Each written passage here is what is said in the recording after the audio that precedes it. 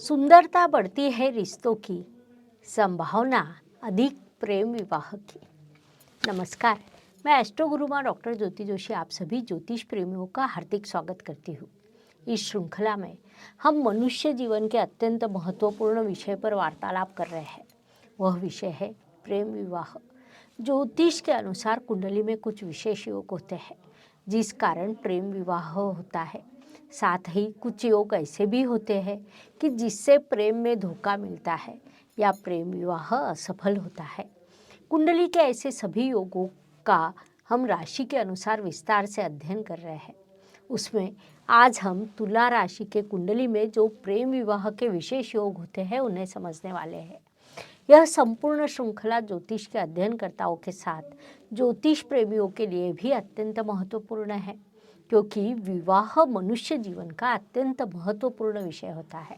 ऐसा विषय कि जिसके कारण अपना संपूर्ण जीवन बदल जाता है या विचलित भी हो सकता है।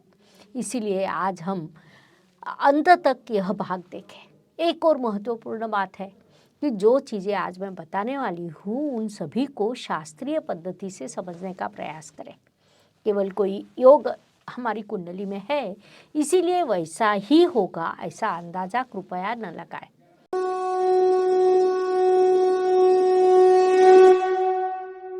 शास्त्र स्थल, काल और समय के अनुसार बदलता रहता है। विवाह यह संकल्पना भी स्थल, काल और समय के अनुसार बदलती आई है। एक समय काल में प्रेम विवाह अत्यंत कम होते थे, साथ ही उसे सामाजिक विरोध भी होता था। लेकिन अब काल बदल गया है, उस अनुसार विरोध की तीव्रता भी कम हुई है। लेकिन विवाह अपने ही धर्म में होना चाहिए, अपनी ही जाति में होना चाहिए, उस अनुसार वातावरण स्थिति में धीरे धीरे बदलाव हुआ है।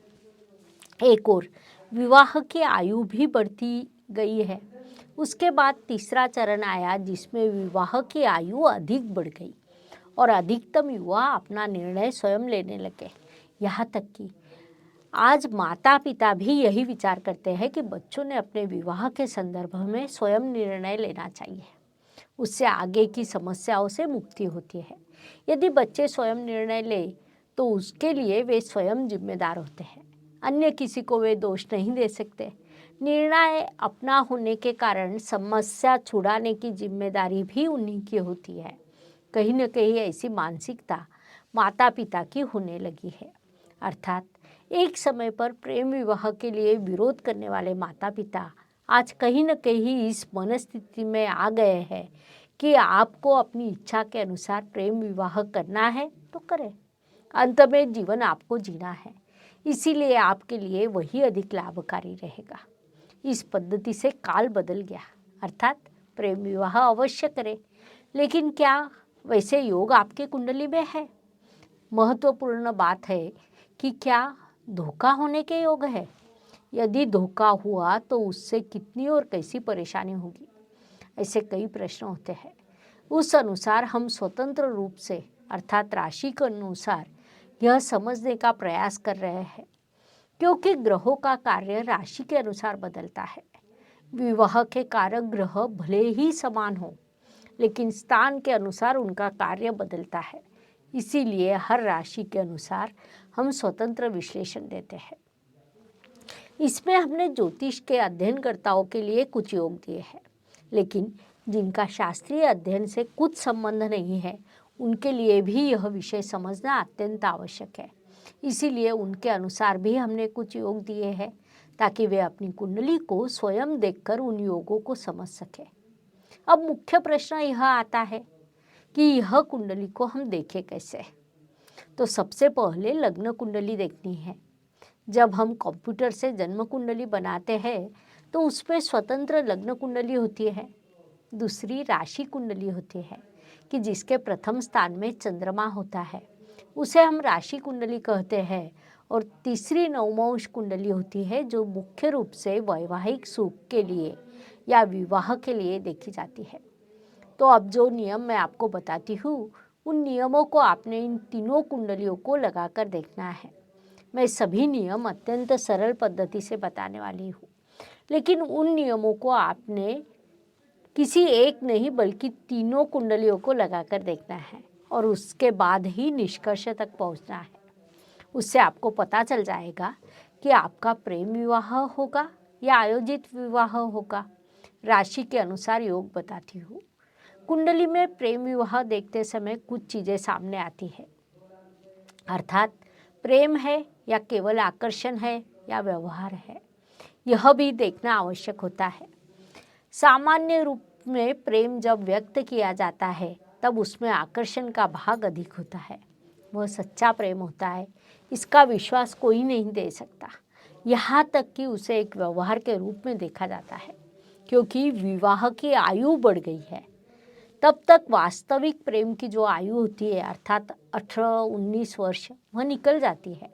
उसके बाद इस व्यावहारिक विश्व में मनुष्य पूर्ण रूप से व्यवहारी बन जाता है। परिणाम स्वरूप प्रेम को देखते समय भी पहले व्यवहार देखा जाता है, अर्थात क्या हमारे तोल मोल का है, आर्थिक स्थिति कैसी है, क्या घर है, नौकरी है, ससुराल के लोग कितने और कैसे हैं।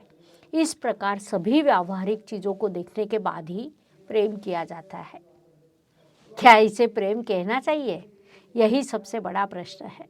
इसके अलावा प्रेम में धोखा होने के भी कुछ योग होते हैं। राहु का संबंध आने पर प्रेम में धोखा होने के योग निर्माण होते हैं।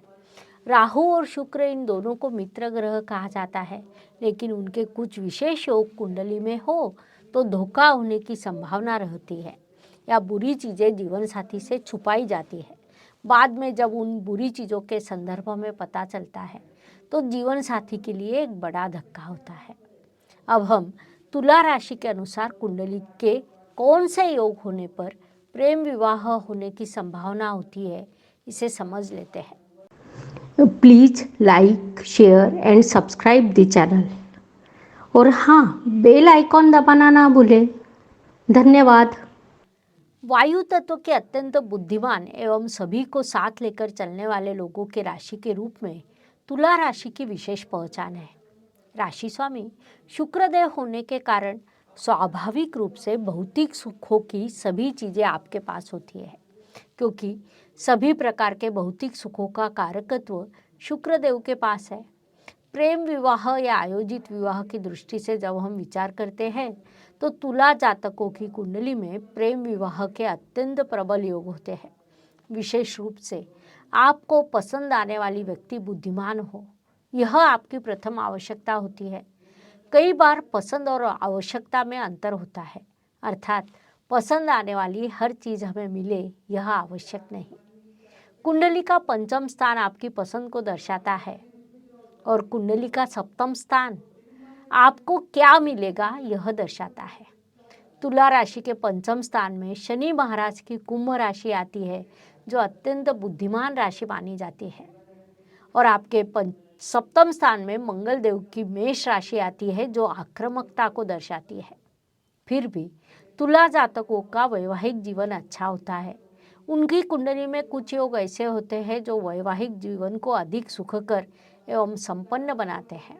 साथ ही कुंडली के कुछ योग ऐसे भी होते हैं जिन्हें हम प्रेम विवाह के अत्यंत प्रबल योग कहते हैं, अर्थात ऐसे योग यदि कुंडली में हो तो प्रेम विवाह निश्चित रूप से होता है।